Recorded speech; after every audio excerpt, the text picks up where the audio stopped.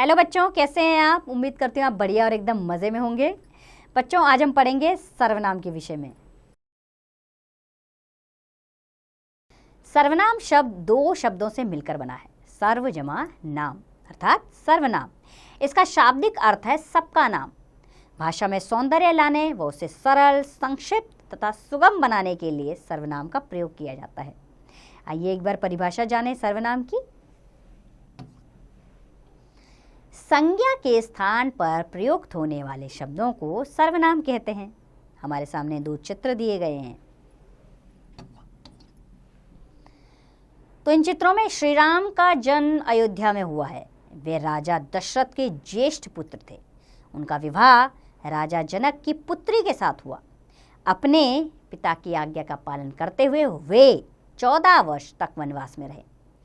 तो इन वाक्यों में श्री राम संज्ञा शब्द के स्थान पर वे, उनका तथा अपने शब्दों का प्रयोग किया गया है। संज्ञा शब्द के स्थान पर प्रयोग होने वाले इन शब्दों को ही सर्वनाम कहते हैं। आइए सर्वनाम के प्रकार जानें। बच्चों, सर्वनाम के निम्नलिखित 6 प्रकार होते हैं। पहला है पुरुषवाचक सर्वनाम।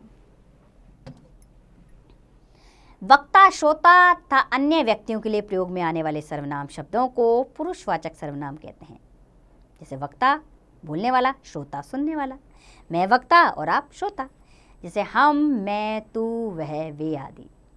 पुरुषवाचक सर्वनाम निम्नलिखित 3 प्रकार के होते हैं। पहला होता है उत्तम पुरुषवाचक सर्वनाम। जिन सर्वनाम शब्दों का प्रयोग वक्ता अपने लिए करता है उन्हें उत्तम पुरुषवाचक सर्वनाम कहते हैं। जैसे मैं, मेरा, मेरी, मुझे, हम, हमारा, हमारा आदि।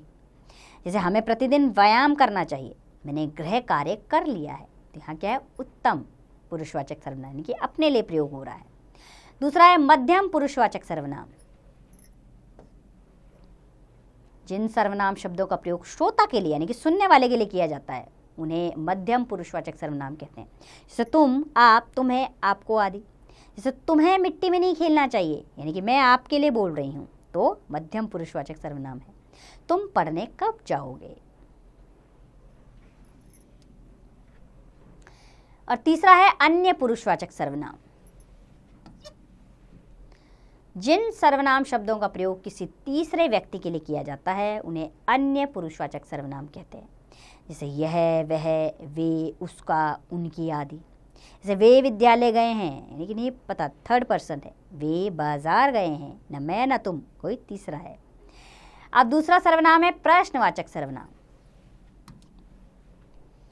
प्रश्न पूछने के लिए जिन सर्वनाम शब्दों का प्रयोग किया जाता है उन्हें प्रश्नवाचक सर्वनाम कहते हैं। जैसे कौन, कहाँ, किसने, कितना, कब, किसे, क्या आदि। आप कहाँ जा रहे हैं? तुम किस विद्यालय में पढ़ते हो? तीसरा है निश्चयवाचक सर्वनाम। जिन सर्वनामों से किसी व्यक्ति या वस्तु का निश्चय पूर्वक बोध होता है उन्हें निश्चयवाचक सर्वनाम कहते हैं। जैसे यह, ये, वह, वे, ऐसे, इनमें आदि। वह मेरा विद्यालय, आपको निश्चित तौर पे पता है वह मेरा विद्यालय है, तो वह निश्चयवाचक सर्वनाम है। वह यह मेरी किताब है। और चौथा है अनिश्चयवाचक सर्वनाम। जिन सर्वनामों से किसी व्यक्ति या वस्तु का निश्चय पूर्वक बोध नहीं होता उन्हें अनिश्चयवाचक सर्वनाम कहते हैं। जैसे कोई, कुछ, किसी, किन्हीं आदि। जैसे दूध में कुछ पड़ा है, नहीं पता क्या पड़ा है, डाउट है, तो अनिश्चयवाचक सर्वनाम। कोई दरवाजे के पास बैठा है, कौन है? कुत्ता है, बिल्ली है, आदमी है, कौन है? तो हमें निश्चित तौर पे नहीं पता यहाँ पर, तो अनिश्चयवाचक सर्वनाम है इस वाक्य में। पांचवा है निजवाचक सर्वनाम। जिन सर्वनामों का प्रयोग स्वयं के लिए किया जाता है उन्हें निजवाचक सर्वनाम कहते हैं। जैसे स्वयं, खुद, आप, अपने आप आदि। जैसे मैं यह काम स्वयं कर लूँगी, मैं वहाँ अपने आप चला जाऊँगा, तो यहाँ क्या है? निजवाचक सर्वनाम। और छठा है संबंधवाचक सर्वनाम। जिन सर्वनामों का प्रयोग वाक्य में किसी दूसरे सर्वनाम से संबंध प्रकट करने के लिए किया जाता है उन्हें संबंधवाचक सर्वनाम कहते हैं। जैसे जैसा वैसा, जो सो, जितना उतना, जिसकी उसकी, जहाँ तहाँ आदि। जैसे वाक्य है इसका, जैसी करनी वैसी भरनी, जितना परिश्रम करोगे उतना फल पाओगे। तो जितना और उतना क्या है? संबंधवाचक सर्वनाम है इसमें। आइए सर्वनामों की रूप रचना के बारे में जानें। सर्वनाम शब्दों के साथ भी कारक चिन्हों का प्रयोग होता है। कारक चिन्ह जोड़ देने के बाद सर्वनामों के रूप में परिवर्तन आ जाता है। सर्वनाम का संबोधन कारक नहीं होता। केवल 7 कारक चिन्ह ही सर्वनाम के साथ प्रयोग किए जाते हैं, जो इस प्रकार है। पहला है मैं, उत्तम पुरुष, जैसे कर्ता एक वचन मैं, मैंने, बहुवचन हम, हमने। कर्म मुझे, मुझको, बहुवचन हमें, हमको। करण कारक मुझसे, मेरे द्वारा, हमसे, हमारे द्वारा। संप्रदान मुझको, मेरे लिए, हमको, हमारे लिए। अपादान मुझसे अलग होना यानी मेरे लिए, हमसे अलग होना, हमारे से। संबंध मेरा, मेरे, मेरी, हमारा, हमारे, हमारी बहुवचन है। अधिकरण मुझ में, मुझे पर, और इसका बहुवचन है हम में, हम पर।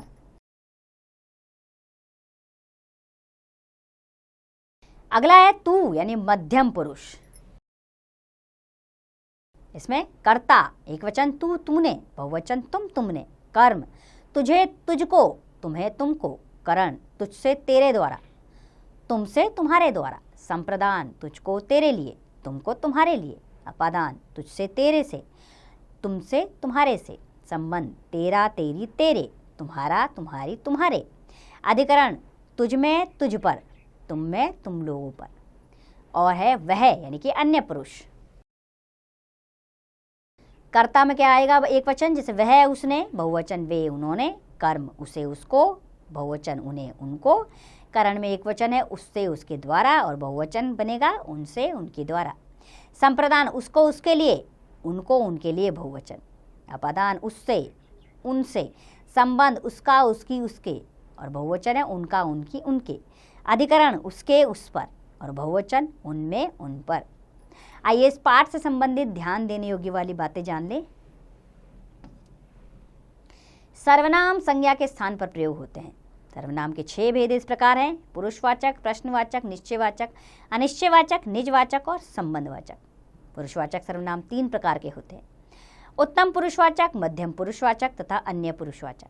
सर्वनामों की रूप रचना में संबोधन कारक नहीं होता है। तो उम्मीद करती हूँ बच्चों सर्वनाम आपको अच्छे से समझ आया होगा, इसके भेद भी आप जान गए। अब इसका अभ्यास कार्य आप स्वयं कीजिए।